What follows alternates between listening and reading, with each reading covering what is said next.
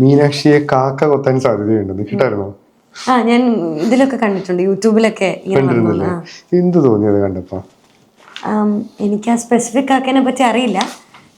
എനിക്കറിയുന്ന കാക്കകളെ എനിക്കറിയൂ. അപ്പം എനിക്ക് അതിനെ പറ്റി വേറെ പ്രത്യേകിച്ചൊന്നും പറയാനില്ല. ഒരു ഈ വർഗീയത കൈവിട്ട് തുടങ്ങിയോ? ഇല്ല, അങ്ങനെയൊന്നുമില്ല. എവിടേക്കോ എന്തൊക്കെയോ നടക്കുന്നുണ്ടോ എന്ന് വെച്ചിട്ട് നമ്മളങ്ങനെ സമൂഹത്തെ മൊത്തം അങ്ങനെ കുറ്റക്കാരാക്കി കാണേണ്ട ആവശ്യമൊന്നുമില്ല. അതല്ലാതെ അത് മേ ബി ഒരു കരുതലായിരിക്കാം, ഒരു നമ്മളോടുള്ള ഇഷ്ടം കൊണ്ട് പറയുന്നതായിരിക്കാം. അപ്പം ആരെയും മോശക്കാരായി കാണാൻ നമുക്ക് പറ്റില്ലല്ലോ. സംസാരിക്കട്ടെ, എല്ലാവരുടെയും അഭിപ്രായങ്ങൾ വരട്ടെ, എങ്കിലല്ലേ നമുക്കും പുതിയ പുതിയ കാര്യങ്ങൾ മനസ്സിലാക്കാനും പറയാനും ഒക്കെ സ്പേസ് ഉണ്ടാകത്തുള്ളൂ. പക്ഷെ എന്തിന് അത് കരുതലാണ് ആവട്ടെ, അങ്ങനെ നമുക്ക് ആഗ്രഹിക്കാം എല്ലാവരോടുമുള്ള കരുതലാവട്ടെ. പക്ഷെ എന്ത് തന്നെ പ്രത്യേകിച്ച്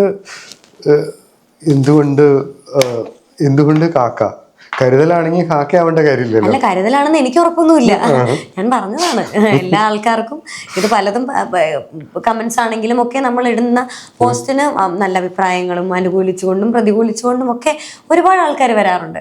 ആ വരുന്ന ആൾക്കാരെയൊക്കെ ഞാൻ വളരെ നന്നായി ട്രീറ്റ് ചെയ്യുന്ന ഒരാളാണ്. എനിക്കാരെയും കുറ്റപ്പെടുത്തുക എന്നൊരു ഉദ്ദേശമോ പേഴ്സണലി ബുദ്ധിമുട്ടിക്കുക എന്നൊരു ഉദ്ദേശമോ ഒന്നുമില്ല. ഈ മതം ഇളകുക എന്ന് പറഞ്ഞാൽ എന്താണ്? മതമിളകുക എന്ന് ഞാനിട്ട പോസ്റ്റ് ആണെന്നുണ്ടെങ്കിൽ, നമുക്കുള്ള മതം, എല്ലാ ആൾക്കാരും ഓരോ മതത്തിൽ നിൽക്കുന്ന ആൾക്കാരാണ്. അതിനെപ്പറ്റി അവർ ഓവർ വറീഡ് ആവാതിരിക്കുക, അല്ലെങ്കിൽ ഓവർ വറീഡ് ആവുന്നതിനെയാണ് അതുകൊണ്ട് ഉദ്ദേശിച്ചിരിക്കുന്നത്. ഓവർ വറീഡ് എന്ന് പറഞ്ഞാൽ നമുക്കൊരു മതമുണ്ട്, നമ്മൾ അതിൽ നിൽക്കുന്നു എങ്കിൽ മറ്റൊരു മതത്തിൽപ്പെട്ട ആൾക്കാർ എന്തെങ്കിലും ചെയ്യുമ്പോൾ നമ്മുടെ മതമാണ് നല്ലത്, അല്ലെങ്കിൽ നമ്മുടെ കാര്യമാണ് നല്ലത് എന്ന് വിചാരിച്ച് ഒരു സെക്യുലറിസം ഇല്ലാത്തൊരവസ്ഥ ഇല്ലാതാക്കുക. അതായത് സെക്യുലറിസം വേണം നമുക്ക്, അല്ലേ? അതില്ലാത്തൊരവസ്ഥയാണ് നമ്മൾ മതമിളകുക എന്ന് പറയുന്നത്. മതം ഉണ്ടാകാൻ കുഴപ്പമില്ല, മതമിളകാതിരുന്നാൽ മതി. അതെ, മതമുള്ളതിൽ ഹാപ്പി ആണെങ്കിൽ നമുക്ക് എല്ലാവരും ഓരോ മതത്തിൽ നിലകൊള്ളുന്ന ആൾക്കാരാണ്, നിൽക്കുന്ന ആൾക്കാരാണ്. അത് ഒരു സെക്യുലറിസം ഉള്ളിടത്ത് ഇതൊന്നും കുഴപ്പമില്ല, ഇതെല്ലാം വളരെ ഹാപ്പി ആയി നിലകൊണ്ട് പൊക്കോളും. വ്യക്തി ജീവിതത്തിൽ ഒതുങ്ങി നിൽക്കണം, അങ്ങനെയാണോ ഉദ്ദേശിച്ചത്? അതോ ഇല്ല, ആരും എവിടെ ഒതുങ്ങി നിൽക്കുകയൊന്നും വേണ്ട. ചേട്ടന് എന്തെങ്കിലും ഒരു പേഴ്സണൽ ആയിട്ടുള്ള ഇൻട്രസ്റ്റ് ഉണ്ടെങ്കിൽ അത് വേറെ ആരുടെയും മേലിൽ ഇമ്പോസ് ചെയ്യാതിരിക്കാൻ ശ്രമിക്കുക. അല്ലെങ്കിൽ വേറെ ആരെങ്കിലും ചെയ്യുന്ന ഒരു കാര്യത്തിന് അതല്ല ഞങ്ങളുടെ കാര്യമാണ് ശരി എന്ന് പറഞ്ഞ് ബഹളം ഉണ്ടാക്കാതിരിക്കാൻ ശ്രമിക്കുക. അത്രേ ഉള്ളൂ, വേറെ ചേട്ടനൊന്നും ചെയ്യണ്ട. പുറത്ത് ശക്തി പ്രകടനങ്ങൾ ചെയ്യാമോ? എങ്ങനെ? അതായത് വലിയ ആഘോഷങ്ങൾ. ഇത് എന്നോട് ചോദിച്ചിട്ട് ചെയ്യാതിരിക്കുകയും ചെയ്യണമെന്നില്ല. പക്ഷെ ഓരോരുത്തരുടെ ആരാധനാ രീതികളൊക്കെ വ്യത്യസ്തമാണ്. അതിനൊക്കെയുള്ള അവകാശങ്ങളും അല്ലെങ്കിൽ അതിനൊക്കെ സപ്പോർട്ട് ചെയ്യുന്നൊരു സമൂഹം നമുക്കുണ്ട്, അല്ലേ? ഇപ്പം പള്ളിപ്പെരുന്നാളായാലും അമ്പലത്തിലായാലും ഇപ്പം ഇതായാലും ഒക്കെ നമ്മൾ ആഘോഷിക്കുന്ന ആൾക്കാരാണ് ഒരേപോലെ. അതേ സൗഹാർദ്ദത്തിൽ നിന്നുകൊണ്ട് മുന്നോട്ട് പോയാൽ മതി, ആരാരെയും ബുദ്ധിമുട്ടിക്കാതിരുന്നാൽ കഴിഞ്ഞല്ലോ.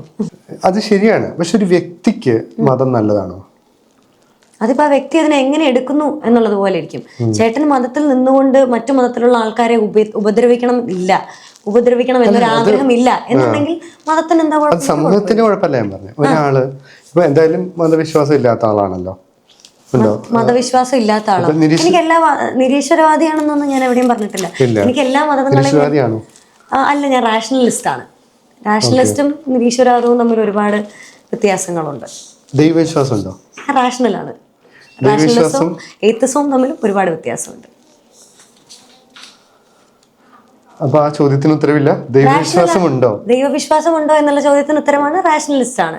അതായത് എയ്ത്തിസ്റ്റ് ആണോ എന്ന് നമ്മൾ ചോദിക്കുന്നതിന്റെ ഉത്തരമാണ് റാഷണലിസ്റ്റ് ആണ്. ഓരോ ആൾക്കാരും ഓരോ തരത്തിലുള്ള ചിന്താഗതികളുള്ള ആൾക്കാരാണ്. ഞാനതിൽ റാഷണലായി ചിന്തിക്കുന്ന ആളാണ്. ദൈവവിശ്വാസം ഇല്ല അങ്ങനെ ഞാൻ പറഞ്ഞില്ലല്ലോ. ദൈവവിശ്വാസം ഉണ്ട്. ഞാൻ റാഷണലാണ്. എന്തിനാ അതൊക്കെ പറയാൻ ഇത്ര പേടിക്കുന്നത്? ചേട്ടനാണ് എന്നെ കൊണ്ട് പറയാൻ പ്രേരിപ്പിച്ചുകൊണ്ടിരിക്കുന്നത്. അത് ഒന്നും പറഞ്ഞതുകൊണ്ട് ഒന്നും നടക്കാനോ അല്ലെങ്കിൽ ഒന്നും ചെയ്യാനോ ഒന്നും പോകുന്നില്ലാത്ത ഒരു സമൂഹത്തിൽ ജീവിക്കുന്ന ആൾക്കാരാണ് നമ്മളെല്ലാവരും. ഞാൻ എൻ്റെ അഭിപ്രായം വളരെ ക്ലിയർ ആയി പറയുന്ന സമയത്ത് ദൈവത്തെ എതിർത്ത് സംസാരിക്കണം എന്നൊരു ഇൻറ്റൻഷൻ ചേട്ടനുള്ളത് കൊണ്ടാണ് ചേട്ടൻ പിന്നെ അങ്ങനെ ചോദിക്കുന്നത്. എനിക്കങ്ങനെ ഇൻറ്റൻഷൻ ഇല്ല. എനിക്ക് ദൈവവിശ്വാസികളെ ബുദ്ധിമുട്ടിക്കണം എന്നില്ല, അല്ലാത്ത ആൾക്കാരെ ബുദ്ധിമുട്ടിക്കണം എന്നില്ല. എനിക്ക് എൻ്റെ അഭിപ്രായങ്ങൾ ക്ലിയർ ആയി പറയുക എന്നുള്ളത് മാത്രമേ ഉള്ളൂ. അല്ല, ദൈവവിശ്വാസികളെ ബുദ്ധിമുട്ടിക്കണം എന്നൊന്നും എനിക്കില്ല. പക്ഷേ ഈ ഇവിടെ തന്നെ വന്ന പല മീനാക്ഷി തന്നെ ഫോളോ ചെയ്യുന്ന പലരും പറഞ്ഞ് ഞാൻ കേട്ടിട്ടുണ്ട്. പൊതുവെ ഈ ഒരു ചോദ്യത്തിൽ സമൂഹത്തിൽ നിൽക്കുന്ന പല ആളുകളും ഉത്തരം പറയാൻ കുറച്ച് മടിക്കും. അതിന്റെ അങ്ങനത്തെ കുഴപ്പങ്ങളൊന്നുമില്ല. ഇപ്പം അതിന്റെ ഉത്തരം ഒരു സമൂഹത്തെ പേടിക്കണമല്ലോ. കാരണം ഇപ്പം മീനാക്ഷി പറയുവാണ് ദൈവവിശ്വാസം ഇല്ല എന്ന് പറഞ്ഞാൽ ദൈവവിശ്വാസം ഉള്ളവരെല്ലാം മീനാക്ഷി വേറെ രീതിയിൽ കാണും. ദൈവവിശ്വാസം ഉണ്ടെന്ന് പറഞ്ഞാൽ അല്ലാത്തൊരു വേറെ അതും ഒരു ഒരു ഒരു വലിയ പബ്ലിക്കായിട്ട് പറയാൻ. എത്തിസവും റാഷണലിസവും തമ്മിലുള്ള ഡിഫറൻസ് അറിയാമോ? എത്തീസവും റാഷണലിസവും തമ്മിലുള്ള വ്യത്യാസം അറിയാം. ഒന്ന് പറയാമോ? എത്തീസം എന്ന് പറഞ്ഞാൽ ദൈവം ഇല്ല എന്നുള്ള വിശ്വാസവും റാഷണലിസം എന്ന് പറഞ്ഞാൽ എവിഡൻസിലുള്ള വിശ്വാസമാണ്. സയന്റിഫിക് പ്രൂഫിലുള്ള വ്യത്യാസമാണ് റാഷണലിസം. എയ്ത്തിസം എന്നതുകൊണ്ട് നമ്മൾ ഉദ്ദേശിക്കുന്നത് ദൈവം എന്നതിലുപരി ഏതൊരു സൂപ്പർ നാച്ചുറൽ ക്ലെയിംസിലും നമ്മൾ വിശ്വസിക്കുന്നില്ല എന്നുള്ളതാണ്.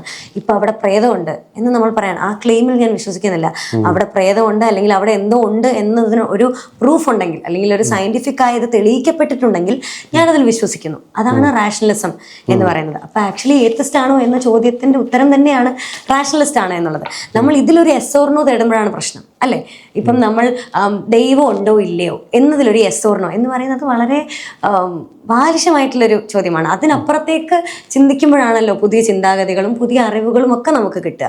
ഈ റാഷണലിസവും സയന്റിഫിക് ടെമ്പറും ഒക്കെ അതിൻ്റെ വലിയൊരു രീതികളാണ്. ഇപ്പം ചേട്ടൻ തന്നെ പറഞ്ഞു, ഇവിടെ ഞാൻ ഫോളോ ചെയ്യുന്ന ഒരുപാട് ആൾക്കാർ വന്നിട്ടുണ്ട്. അതെ, ഒരുപാട് ആൾക്കാർ വന്നിട്ടുണ്ട്, സംസാരിച്ചിട്ടുണ്ട്. അവർക്ക് ഇതിനെപ്പറ്റി വളരെ വൈഡായിട്ടുള്ള അഭിപ്രായങ്ങളുണ്ട്. എൻ്റെ അഭിപ്രായം, ഞാൻ സയന്റിഫിക് ടെമ്പർ ഉണ്ടാക്കാൻ ആഗ്രഹിക്കുന്ന, അങ്ങനത്തെ കാര്യങ്ങൾ ഒരുപാട് അറിയാൻ ശ്രമിക്കുന്ന ഒരാളാണ്. എല്ലാ കാര്യത്തിനും ഒരു ഒറ്റവാക്ക് ഉത്തരത്തെ കഴിഞ്ഞും അതിൻ്റെ കാര്യങ്ങൾ കുറച്ചുകൂടി അറിയാൻ ശ്രമിക്കുന്ന ഒരാളാണ് ഞാൻ. അതുകൊണ്ട് തന്നെയാണ് റാഷണലിസ്റ്റ് ആണ് എന്ന് പറഞ്ഞത്. ഇപ്പം നമുക്കിവിടെ ഒരാളെ കൊണ്ട് ദൈവവിശ്വാസിയാണോ അല്ലയോ എന്ന് പറയിപ്പിച്ചതുകൊണ്ട് പ്രത്യേകിച്ച് അങ്ങനെയൊന്നും സംഭവിക്കാനൊന്നും പോകുന്നില്ല. ഈ പറയുന്നത് പോലെ അങ്ങനെ അതൊക്കെ വളരെ വളരെ സിമ്പിൾ ആയിട്ടുള്ള തിങ്കിങ് ആണ്. ഇപ്പം ഞാൻ അവിടെ ഇരുന്നിട്ട് ഞാൻ അങ്ങനെയൊന്നും അല്ല എന്ന് പറഞ്ഞു കഴിഞ്ഞാൽ എന്നെ ആരും വെറുക്കാൻ പോകുന്നുണ്ടെന്നോ എന്നും എനിക്ക് തോന്നുന്നില്ല. അതൊക്കെ എല്ലാവരും അവരവരുടേതായിട്ടുള്ള സ്വാതന്ത്ര്യം കൊടുക്കുന്ന ആൾക്കാരാണ്. പക്ഷെ എനിക്കതൊരു ഒറ്റവാക്ക് ഉത്തരത്തെ കഴിഞ്ഞും എനിക്ക് വളരെ ക്ലിയർ ആയിട്ടുള്ള വേറൊരു ആൻസർ ഉണ്ട് എന്നുള്ളതാണ്. ഓക്കെ. മീനാക്ഷിക്ക് ഏറ്റവും സന്തോഷം എന്ത് ചെയ്യുന്നു? സംസാരിക്കുമ്പോഴാണ്. എനിക്ക് ഒത്തിരി മിണ്ടാൻ ഇഷ്ടമുള്ള ആളാണ്. എല്ലാ ആൾക്കാരോടും നല്ല മിണ്ടലുകൾ കേട്ടോ. ഇങ്ങനെയുള്ള ഇപ്പം എനിക്കിഷ്ടമുള്ള ടോപ്പിക്കുകൾ സംസാരിക്കുന്നത്, അതൊക്കെ എനിക്ക് സംസാരങ്ങൾ എനിക്ക് ഭയങ്കര ഇഷ്ടമാണ്. ഞാൻ നല്ലോണം എൻജോയ് ചെയ്യും. അപ്പോൾ നമുക്ക് ഇന്നൊരു 3-4 മണിക്കൂർ ഇൻ്റർവ്യൂ ചെയ്യാം. എന്താണ് ഒരു ലൈഫ് ഫിലോസഫി? എന്താണ്? തീരെ ചെറിയ കുട്ടിയാണ്, എന്നാലും ചോദിക്കണം, എന്താണ് എൻ്റെ ലൈഫ് ഫിലോസഫി? ജീവിക്കുക എന്നുള്ളതാണ്. അതിൻ്റെ അപ്പുറത്തേക്ക് വലിയ വലിയ ഫിലോസഫികളൊന്നും എൻ്റെന്ന് മാത്രമല്ല എല്ലാ മനുഷ്യരുടെയും ബേസിക് ആയിട്ടുള്ള ലൈഫ് ഫിലോസഫി ജീവിക്കുക എന്നുള്ളതാണ്. അതിന് പ്രത്യേകിച്ച് നമ്മൾ വലിയ വലിയ അർത്ഥങ്ങളൊക്കെ കണ്ടുപിടിച്ച് പോകുമ്പോഴാണ് പ്രശ്നം. അങ്ങനെ പ്രത്യേകിച്ച് വേറെ കാര്യങ്ങളൊന്നുമില്ല. ജീവിക്കുക, ഹാപ്പി ആയിട്ടിരിക്കുക എന്നുള്ളതാണ്. അത് ഞാൻ വളരെ നന്നായി ചെയ്യുന്ന ഒരാളുമാണ്. എത്രമാത്രം സന്തോഷം ഒരാൾ ആഗ്രഹിക്കാം? എത്രമാത്രം കിട്ടുമോ അത്രത്തോളം ആഗ്രഹിക്കാം. സന്തോഷം അങ്ങനെ ഒരുപാട് ആഗ്രഹിക്കേണ്ട കേസ് ഒന്നുമല്ല. സന്തോഷം എന്ന് പറയുന്നത് നമ്മൾ വളരെ നമ്മളിരിക്കുന്ന സ്റ്റേറ്റിൽ നമ്മൾ വളരെ കംഫർട്ടബിൾ ആയിട്ടാണ്, അല്ലെങ്കിൽ നമ്മളെല്ലാം കൊണ്ടും നമ്മൾ ഇപ്പം നമുക്ക് എന്തെങ്കിലും ചെയ്യാൻ പൈസ വേണമെന്നുണ്ടെങ്കിൽ പൈസ ഏൺ ചെയ്യാൻ ശ്രമിക്കുക. അത് എത്ര ചെറിയ വഴികളിലൂടെ ആണെങ്കിലും നമുക്ക് പൈസ ഏൺ ചെയ്യാൻ ഒരുപാട് മാർഗ്ഗങ്ങളാണ്. അപ്പം പൈസ ഏൺ ചെയ്യാൻ ശ്രമിക്കുക. നമുക്കൊരു അടുത്തതൊരു ഫാമിലി ബിൽഡ് ചെയ്യണം എന്നാണെങ്കിൽ, നമ്മുടെ ഇൻസ്റ്റിങ്ക്റ്റ് അങ്ങനെയാണ് എന്നുണ്ടെങ്കിൽ നമ്മളൊരു ഫാമിലി ബിൽഡ് ചെയ്യാൻ ശ്രമിക്കുക. അത്രയൊക്കെയുള്ളൂ. അല്ലാതെ വളരെ കോംപ്ലിക്കേറ്റഡ് ആയിട്ടുള്ള സന്തോഷങ്ങളൊന്നും അങ്ങനെ അതിനെപ്പറ്റിയല്ല ഞാൻ പറയുന്നത്. ഞാൻ എന്ത് ചെയ്താലും ഞാൻ ഹാപ്പി ആയിരിക്കും. എനിക്ക് സന്തോഷമില്ലാത്തൊരു കാര്യവും ഞാൻ ചെയ്യില്ല. ആളുകളാണ് കൂടുതൽ ഇൻട്രസ്റ്റിംഗ്? ആളുകളാണ് എനിക്ക് ഇൻട്രസ്റ്റിംഗ്. എനിക്ക് ഏറ്റവും പേഴ്സണൽ ആയിട്ടുള്ളത് ആളുകളാണ്. എനിക്ക് ഏറ്റവും സന്തോഷം തരുന്നതും ആളുകളാണ്. ഞാൻ ഇഷ്ടപ്പെടുന്ന, എൻ്റെ മാത്രം എന്ന് ഞാൻ വിചാരിക്കുന്ന കുറച്ച് ആളുകളുണ്ട്. അവർ മാത്രമാണ് എന്നെ അത്രയും ഇൻഫ്ലുവൻസ് ചെയ്യാൻ പറ്റുന്നത്, അല്ലെങ്കിൽ എന്നെ പറഞ്ഞ് മാറ്റാൻ പറ്റും എന്നുണ്ടെങ്കിൽ അത് അവർക്ക് മാത്രമാണ്, അല്ലെങ്കിൽ എന്നെ അത്രയും ഇൻഫ്ലുവൻസ് ചെയ്യാൻ പറ്റുന്നത് അവരെ കൊണ്ട് മാത്രം. അപ്പോൾ എനിക്ക് ആൾക്കാരാണ്, ഞാൻ ആൾക്കാരുടെ അടുത്ത് ഭയങ്കര കൺസേൺഡ് ആണ്. എനിക്ക് അത്രയും പ്രിയപ്പെട്ട വളരെ ക്ലോസ്ഡ് ആയിട്ടുള്ള ഒരു സർക്കിളുണ്ട്. ഞാൻ വീടിനോടൊക്കെ വളരെ അറ്റാച്ച്ഡ് ആയിട്ടുള്ള ഒരു കുട്ടിയാണ്.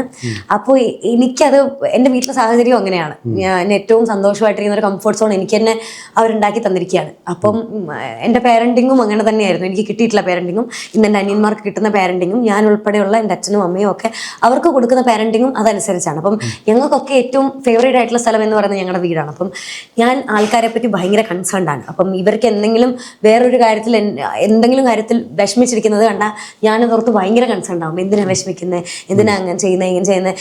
ഞാനത് എൻ്റെ കാര്യമേ ആയിരിക്കില്ല, പക്ഷെ ഞാൻ അതിനെപ്പറ്റി ഓവർ തിങ്ക് ചെയ്യും. അതേസമയം ഞാനുമായിട്ട് ഒരാൾ ഭയങ്കര ഉടക്കി വിഷമിച്ചിരുന്ന എനിക്കൊരു കുഴപ്പമില്ല.